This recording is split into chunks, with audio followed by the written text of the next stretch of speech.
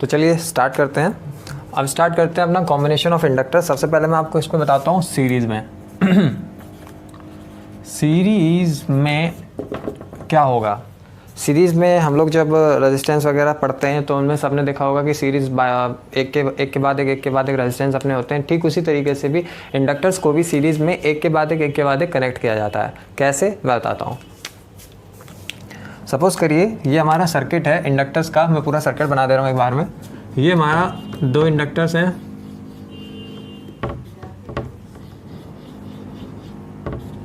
और ये कनेक्टेड हैं।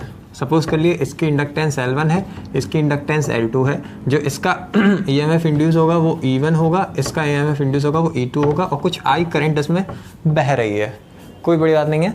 तो अब हम लोग बात करते हैं जो हम लोगों ने फॉर्मूला यूज़ किया था जब हम लोगों ने सेल्फ इंडक्टेंस में उसका EMF वगैरह के बारे में पढ़ा था। तो हमारे पास एक फॉर्मूला निकल के आया था, E = -L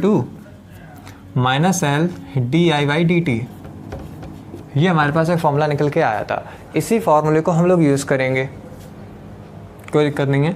तो इस फॉर्मूले को यूज़ करने के लिए हम लोग सपोज़ कर लेते हैं कि जो टोटल इक्विवेलेंट जो इनकी इंडक्टेंस होगी वो हम लोग L सपोज़ कर लेते हैं और जो टोटल EMF इंड्यूस होगा वो हम लोग सपोज़ कर लेते हैं कि वो E है ना।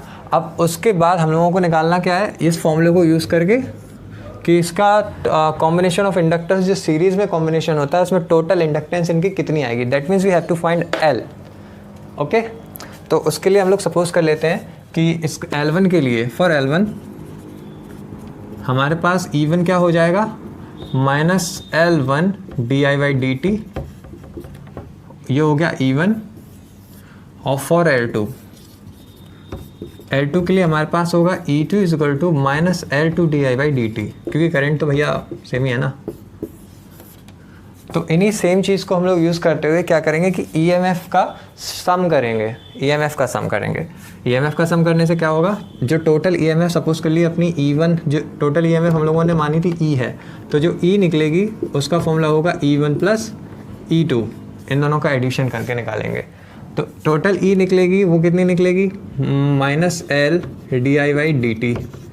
ये हम लोगों ने, अगर इसके जो L है वो इसकी दरअसल टोटल इंडक्टेंस है। आप माइनस साइन को चाहे तो डेरिवेशन में यूज़ कर सकते हैं, चाहे तो नहीं भी कर सकते हैं, वो भी कट भी जाएगा, मैं बताता हूँ। बट अगर आप यूज़ कर लेंगे तो कोई प्रॉब्लम नहीं है, क्योंकि वो एक तरीके से पूरे के पूरे फॉर्मूले को दर्शाता है। -L di/dt E1 के लिए हमारे पास क्या फॉर्मूला था, -L1 di/dt and same as for E2 and that is minus आ जाएगा यहाँ पे -L2 di/dt। Here we got it कि di/dt इन दोनों से कॉमन आके इससे कट जाएगा। दैट मीन्स ये इन दोनों को काट देगा। तो हमारे पास बचेगा -L = -L1 -L2, माइनस से माइनस कट जाएगा एंड L = L1 + L2। ये हम लोगों के पास फॉर्मूला आएगा effective inductance when a pair of inductors is combined in series form. Okay students, तो अभी हम लोगों ने पढ़ा कि सीरीज़ में कॉम्बिनेशन ऑफ इंडक्टर्स के बारे में। अब हम लोग पढ़ने जा रहे हैं पैरेलल में। थोड़ा शोर आ रहा है, उसको थोड़ा सा इग्नोर करना, पास में थोड़ा कंस्ट्रक्शन का काम चल रहा है।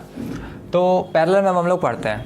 पैरेलल में चलिए, इंडक्टर्स में पैरेलल का जो कनेक्शन होता है वो बिल्कुल सेम टू ऐसा ही होता है जैसा हम लोग अपने रजिस्टर्स में पढ़ते हैं। कैसे, सपोज़ कर लीजिए ये मेरे पास दो इंडक्टर्स हैं,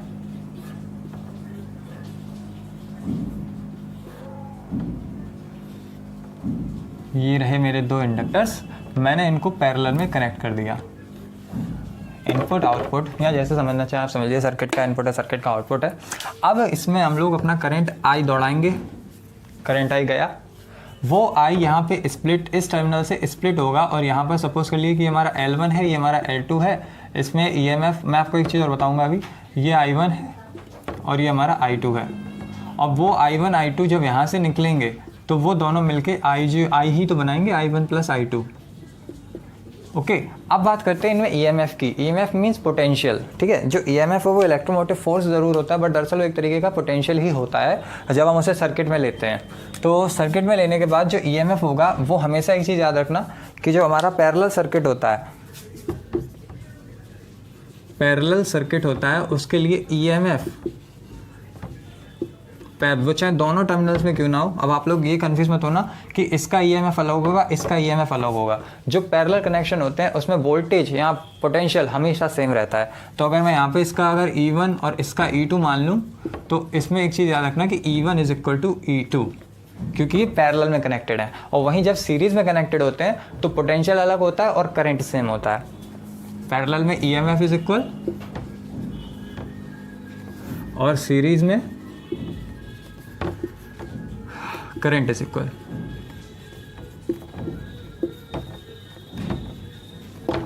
ओके, तो अब हम लोग याद करते हैं अपना क्या फॉर्मूला जो हम लोगों को पैरेलल कॉम्बिनेशन में या लगाना है। तो उसके लिए हम लोग सबसे पहले लेते हैं अपना वही फॉर्मूला पुराना वाला जो कि है E equal to minus L D I by D T, है ना। इसी फॉर्मूले को हम लोग यूज़ करेंगे, लेकिन इस बार हम लोग आई जो है वो अलग अलग है, तो इसी वजह से हम लोग अपना फॉर्मूला लेंगे आई के टर्म में। दैट मीन्स डी आई, अब आई अकेला तो होगा नहीं, उसका डिफरेंशिएशन के साथ है, तो हम लोग D I by D T एक साइड रखेंगे और E minus E by L एक साइड रखेंगे। कैसे बताता हूँ। E1 के लिए, मतलब सॉरी L1 के लिए, फॉर L1 जो हमारे पास फॉर्मूला है E is equal to minus L D I by D T, इसमें हम लोग एक काम करते हैं, सॉरी मैं इतना ज़्यादा शॉर्ट भी नहीं करूँगा, आप लोग कन्फ्यूज हो जाएंगे। इसमें हम लोग एक काम करते हैं कि E1 हमने आपको बता दिया कि जो E1 और E2 हैं वो आपस में इक्वल है, इनको इक्वल मान लेते हैं E के। ओके, तो ये E है, E is equal to L1 D I one by D T, है ना। ये हमारा हो गया L1 के लिए। और फॉर L2 हमारे पास E रहेगा माइनस, मेरे ख्याल से कुछ बच्चों को कन्फ्यूजन हो रही है, तो एक काम करते हैं इसको E1 और E2 ही मान लेते हैं, बाद में इसे इक्वल कर देंगे, ठीक है। तो आप लोगों को फॉर्मूले समझने में दिक्कत नहीं होगी। E1 और E2 minus L2 D I two by D T. I hope यहाँ तक सबको क्लियर होगा।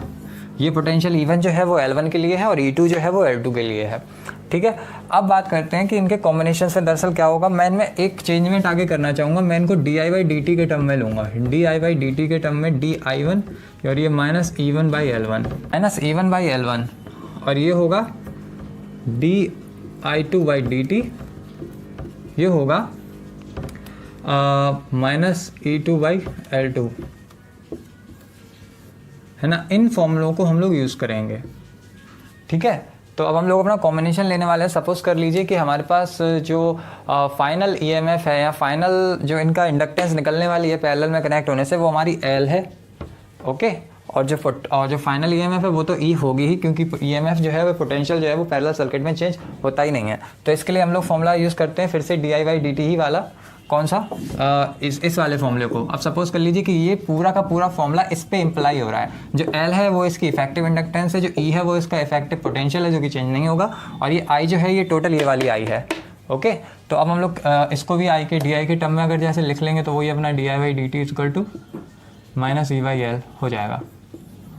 इस फॉर्मूले को हम लोग यूज़ कर लेते हैं। तो पहले D I by D T लिख लेते हैं इफेक्टिव के लिए कि D I by D T दरअसल होगी कितनी, वो हम सबको पता है कि I जो है वो I1 प्लस I2 के इक्वल है। तो वहीं दोनों तरफ अगर इस इक्वेशन को इक्वल लिख के उन दोनों का डिफरेंशिएशन कर देंगे तो हमें यही इक्वेशन मिलेगी, D I one D T plus D I two by D T.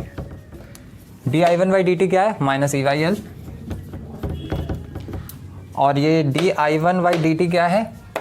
Minus E one by L one plus minus E two by L to. कोई दिक्कत नहीं है। अब माइनस माइनस ये सब पूरा कट जाएगा और बचेगा क्या हमारे पास? प्लस ही प्लस बचेगा। तो इसके लिए हम लोग क्या करेंगे?